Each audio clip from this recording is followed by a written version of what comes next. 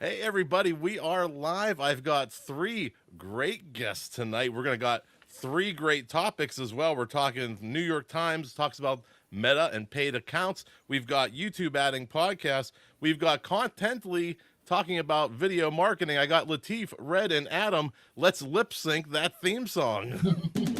We're asking the experts, we're all on a mission to rise in the rankings and outshine the competition.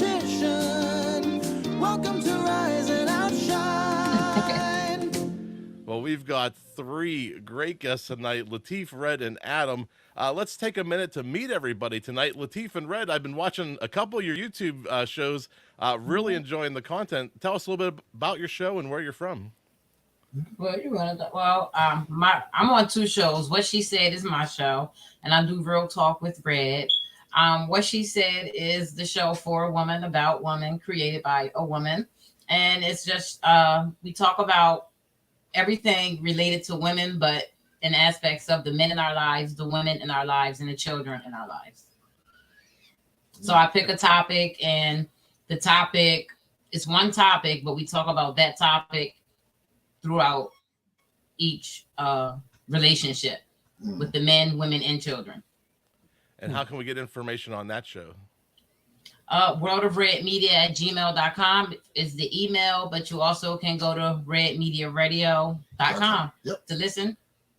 All right, well, let's hear about the show that both of you do. Red, you want to take that one? Yeah, Real Talk is a project I've been carrying around in my back pocket for years.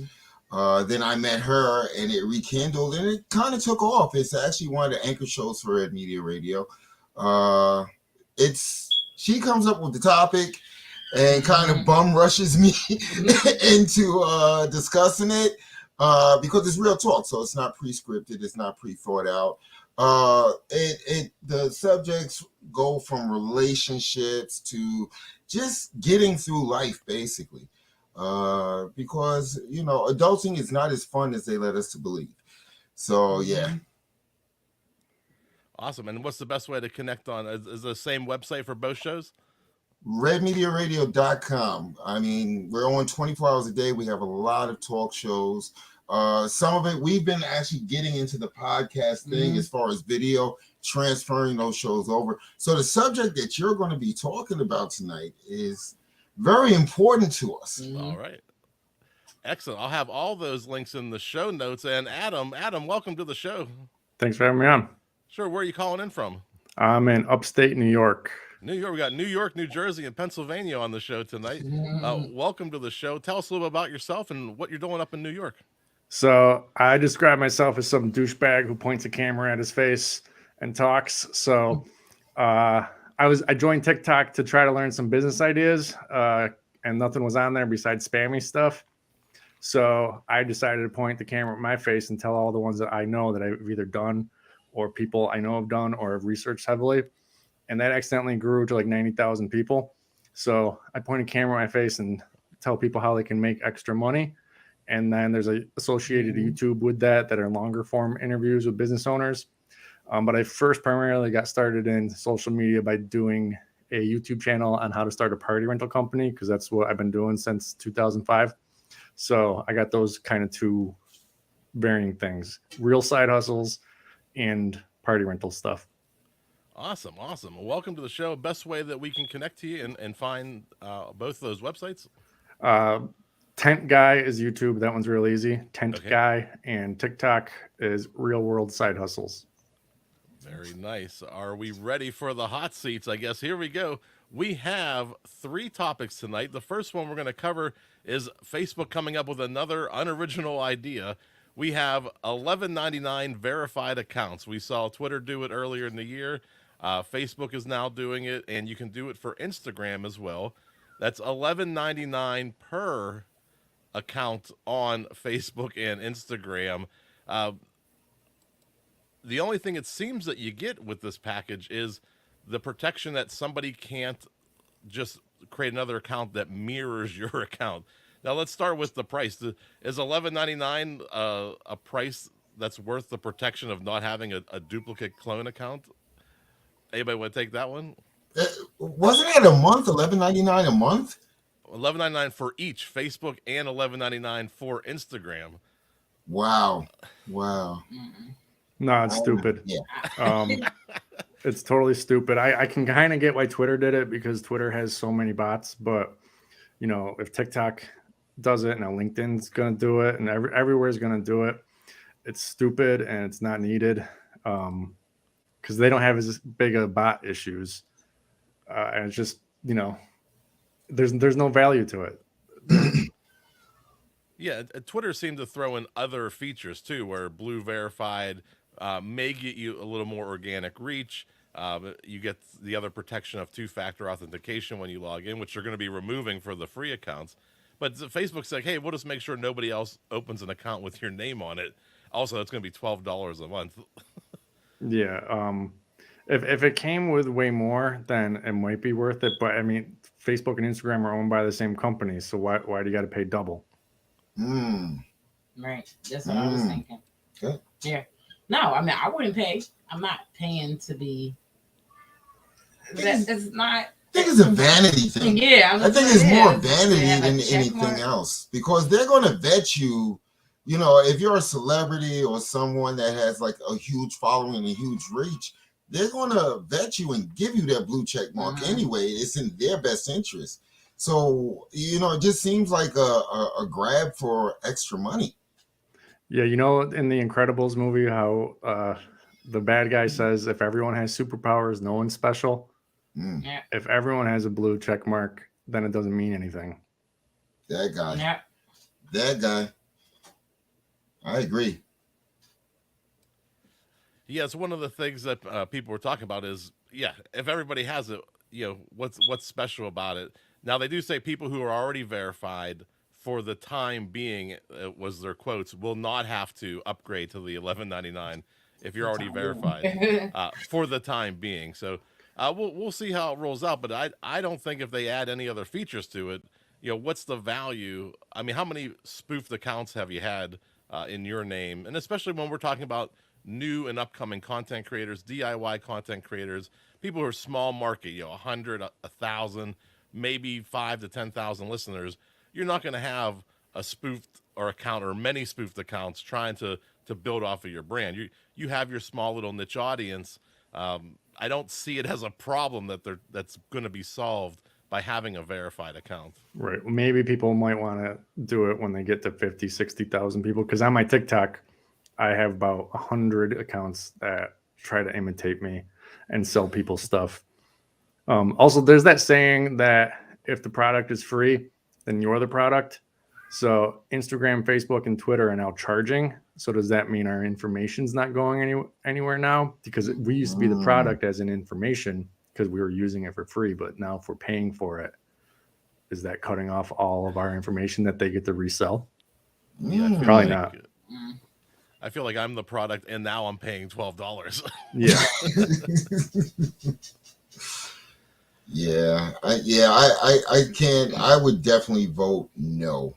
Yeah, I would definitely vote no. I mean, even if I had, a gazillion people following me, I mean, the chances of someone spoofing your account, that's not a good enough reason to get verified. I mean, I think that's just what they're saying to boost people's egos. Yeah. Because I don't know, I would feel kind of silly paying to be verified because now it's like, so what did you really do? Yeah, who were you before? Yeah, who were you? Who were you before? Yeah, I'd rather do the work and put the work in and earn it. Yeah. I lost my train of thought. That's a good time to lose it mid-show.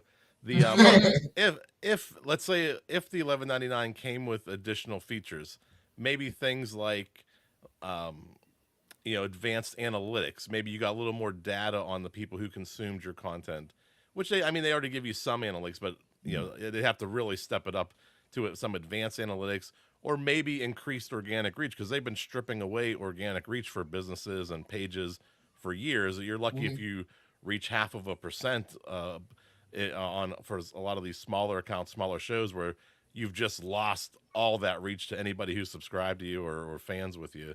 So maybe increasing who you can access, maybe advanced analytics. Anything else you think might be in that package that you'd So like to see? So is it just personal? Because the article didn't get into that, or would your business page also have a blue check? Would you have to pay for that as well? Because if I could see the value in paying for a blue check on your business page, if it's going to give you more organic reach. So when you make a post, it's not forcing you to pay to boost it or pay for an ad. If you're already paying to be verified as a business and your stuff reaches a little further, then that might be worth it. Yeah. Yeah, Twitter used to do an ad package for like $100 a month where they would just subtly boost your posts over the course of the month. I don't know if they still offer that or not, but that was 4 or 5 years ago. It might have been pre-pandemic. That's how old I am. Yeah. Well, let's go on to our next story. We have it's coming into us from 9 to 5 Google. Podcasts are coming to YouTube Music. I'm pretty excited about this. I'm a famed or known Android boy. A big fan of the Android system. Google does have a podcast app that they've been using for about 3 to 4 years now, and now they're going to put podcasts into YouTube Music. So I guess for starters, how many of you knew that YouTube had a music section, a dedicated music section? I knew they had a dedicated music section. They that. bang away at me every time I go on YouTube. Like, sign up, unlimited music. It's like, come on. I didn't know It is they had great a without podcast commercials. section. Yeah. I'm sorry. Go ahead, Adam. I didn't know they had a podcast section until reading the article. Yeah, it's going to be released shortly. It's going to be based on RSS feeds. One thing we talk about with the iOS, you go to iPhone, you go to podcasts, and almost all the iOS users use the built-in iOS podcast app. But when you get to Android, it's very, very fragmented. You have your Spotify, Pocket Cast, Podcast Addicts, Deezer, all these other small little niche ones. But YouTube is a significant portion of apps that are on Android phones. So this might be the right play for Google and to get podcasts into a certain app that people will use. While the Android phones now come with the podcast app, the Android podcast app, it's not really a default. It's not really something that people are using, but people are using YouTube. Do you think that this might be the thing that really kind of unifies Android podcasts or users on an Android system? So imagine if they had this when Joe Rogan was on, and they may have been able to make Joe Rogan an offer that would allow him to keep his video stuff on YouTube in long form and an audio instead of him jumping over to Spotify. Yeah, that's a dangerous system when you go into a closed community like that. He's lost some viewers, he's lost some listeners, and you're kind of closed off to only people who use Spotify. And Spotify has 400 million users. It's not a small app, but not everybody is a Joe Rogan podcast. Having your podcast in an open system, that's what RSS is, right? You can distribute that to anywhere, and he cut all that off by going to Spotify. Well, with YouTube and YouTube Music, that's pretty much access to the world. Yes, I love it. I think it's a great idea.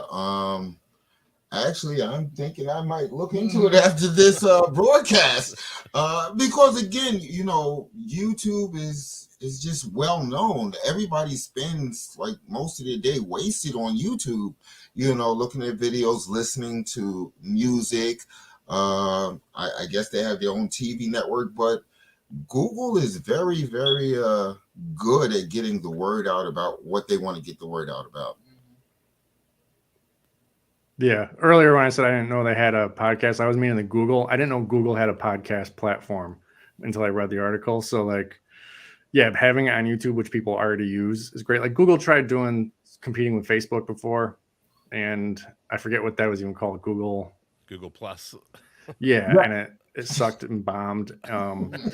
Google owns YouTube, and it's like one of their biggest properties. So obviously they did TV and music. Now it only makes sense that the podcast is going on. I think it's cool because then there's a lot of long form interviews that people have. Like this is a long form interview. This could easily be put into YouTube podcasts. Yeah. Yeah, I think it's a great way. I mean, they certainly have the user base with YouTube. And then if you go even on the website, it's music.youtube.com, you can go and you can get a whole music catalog built for you, and they have an AI system behind. If you say, like, play the Ramones radio, right? We're Northeast. I'll say the Ramones. Play the Ramones, and it'll form a radio station based off the Ramones, just like Spotify does. And they have a premium version that removes the commercials.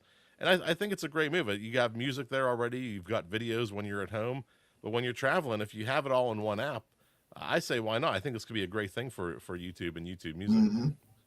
I think they should unify the experience. Like right now, if you don't want ads on YouTube, you got to pay for that. I'm not sure about YouTube Music. If you have to, there's probably a premium version. It's if you want YouTube TV, you got to pay for it. Now you're gonna have ads on the YouTube podcast. I feel there should be some way that they can unify all that to one fee, kind of like Amazon Prime. You get free shipping plus the video channel. So and the music. Yeah, and the music. So YouTube, where we're paying all over the place for all these services, perhaps there's a way to get it to be one payment and not have ads on everything.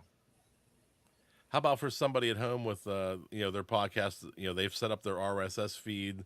They're getting started, or maybe they're established a little bit. I think after our last story, we all voted no, but I think on this story, we're all saying when YouTube opens up the ability to submit your RSS feed, you should definitely be submitting your podcast and making sure you're in YouTube Music. This is a win, right? Yeah, definitely. Well, speaking of wins, we got one last story to go through tonight. It's all about content marketing and how content marketing is shaping, or video is shaping content marketing. We've got, it starts off with talking about 3 different types of videos, which we'll get into.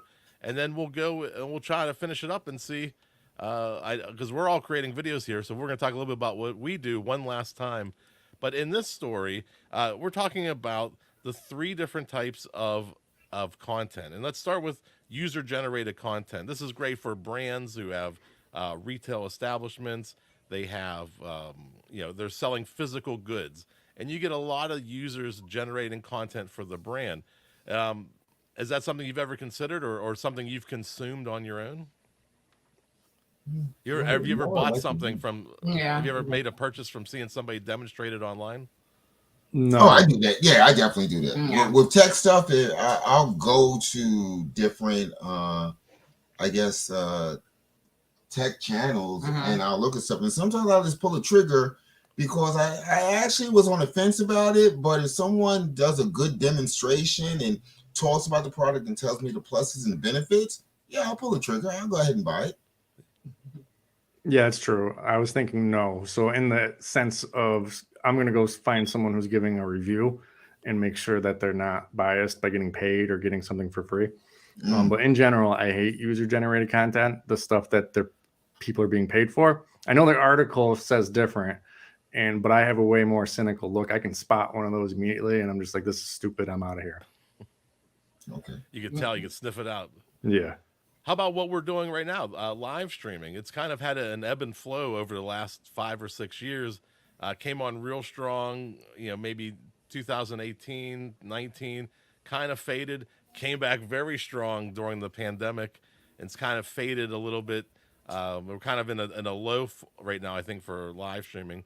You are seeing a lot of live streaming on TikTok. That seems to be a very popular place for a lot of live streamers right now. But is live streaming the type of video content that you watch? Let's talk about, do you like watching live stream content? Do you find it an effective method? Yeah. Latif, you're going to take this one? I mean, to answer your question, I do. I like, I like live streaming. I like what we were just talking about, the, the user. Yeah, I mean, because I just buy it. I can't tell the difference if it's... I'll buy it and then I'll look at the reviews on Amazon when I know it's on the way. I'm like, so let me see what I'm looking forward to. But I definitely like live streaming. Do I like actually when we go live? Not as much as I enjoy watching other people. Yeah, I'm a little bit more comfortable with going live. I think that live streaming is the way because it gives kind of a natural feel. To his point, not if you're not, vending for a company, but if you're talking about subjects, if you're talking about things that are going on in the world, or maybe even a TV show. Mhm. You know, sometimes that's kind of entertaining. It's different than something that's been pre-scripted. Yeah. Yeah, How so do a you lot feel- of times live is not really the like end goal. Live is a lead generator. So a lot of people on Mhm. TikTok and Instagram are going live because they are showing who they are. It's allowing you to vet them because maybe they have a course for sale, maybe they're a machinist, maybe they have something for sale, basically. So I think going live when you have something to monetize is great because you can't really fake, live. You Mhm. can't fake your product or you can't fake your knowledge live, and it allows people to actually ask you questions and see who you really are. So I do like live. I do get frustrated with it on TikTok because it's so small. The questions, they go by real Yeah. fast unless they have another person behind the camera able to like feed them questions that they missed. It gets frustrating. How about the Here, value of? Oh, I'm sorry. Go ahead. I was gonna say here, especially on StreamYard, it's way better because we get to see the comments on the side, and you get to throw them up on screen as you want to throw them up. Right. How about the value of a live stream after the live stream? Is it something that you have to be there for? Never watch a live stream after the live stream. I guess it's better to be there. So Yeah, I would agree. one of the things that for podcasters at home and people who are starting their own content creation journey, live streaming is great for capturing. Like right now, I'm gonna have 3 great conversations.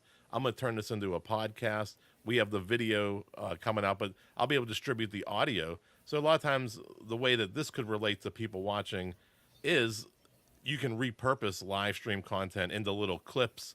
You can repurpose it into the audio for the podcast. So it does have benefits after, but I don't think anybody wants to go back and watch a live stream. Be there or be square. Yeah. There you go. Sometimes. Yeah. And the last form that that this article talks about, which we've already hit on both of the first two, is short form content, which is your TikTok, your Instagram Reels, your YouTube Shorts. How has this changed some of the things that you've been doing? I know, Adam, you said you just happened to stumble across a 90,000 large audience on TikTok. Through not just stumble, but through hard work and stuff. You weren't expecting to have a 90,000 audience. So how has short form really changed your game and your strategy over the years? It's difficult because I'm trying to talk about like business ideas and concepts and side hustles. So like doing something for 30 seconds is really hard to I want to get all the information in the one video. But, watching a lot of TikTok, you see creative ways people are doing things with text on screen or music or whatever. So you can kind of get interest in a topic and they'll follow you. And then maybe they'll see your little bit longer video. And then from there, you may have an interview with someone else and say, hey, that's on my YouTube channel. But in general, short term for like non-information people is great because it's just kind of entertaining, or you're just trying to sell a product. I think TikTok there's people on TikTok are so creative that I would never even think to make a video like they do. And it's good to be on it. It's good and bad to be on TikTok. But the good thing is you just start making notes of what people are making and just copy them, but put your own thing on it.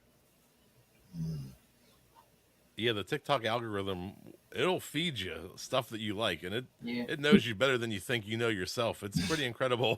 Any kind of reaction, or if you watch a video to fulfillment, it's gonna give you more of that type of video over and over and over, and it really hones in on your tastes and like your comedy, like dark comedy for me. I get a lot of stand-up comedians and a lot of like crowd working stuff for some reason. All of a sudden, Yeah, me too.